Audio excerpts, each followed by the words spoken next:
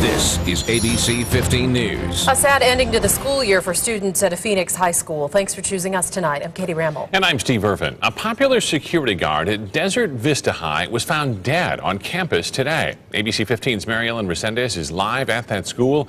Mary Ellen, we understand police say there is nothing suspicious about how he died.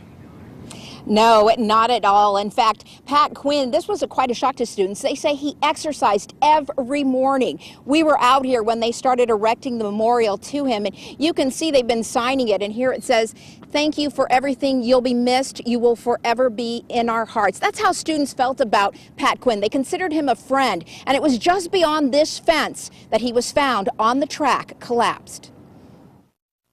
It was nice so that people could sign it. Creating a memorial is something Desert Vista High School students never expected on the eve of graduation. Pat was one of the ones that just could actually connect with people. He's such a selfless person that to even do this as a minimal is probably the smallest thing we could do. He really deserves something. Pat Quinn, a former firefighter and EMT, was now working at Desert Vista High School as a security guard and assistant coach to the girls' cross-country team.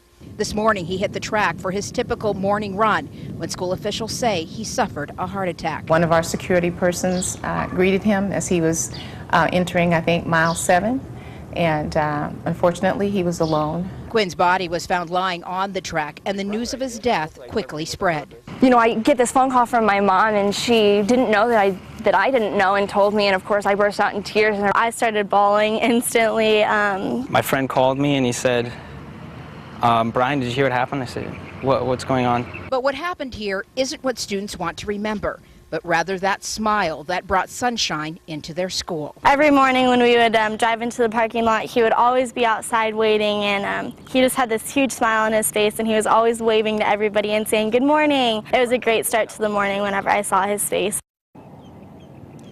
Now, students plan to remember Pat Quinn at their graduation tomorrow night. They're busy right now cutting yellow ribbons, and each graduate will be wearing one of those yellow ribbons in his honor. They say he wasn't just their security guard or an assistant coach, but he was their friend. Yeah. Steve? Sounds like he'll really be missed. Thanks so much, Mary Ellen.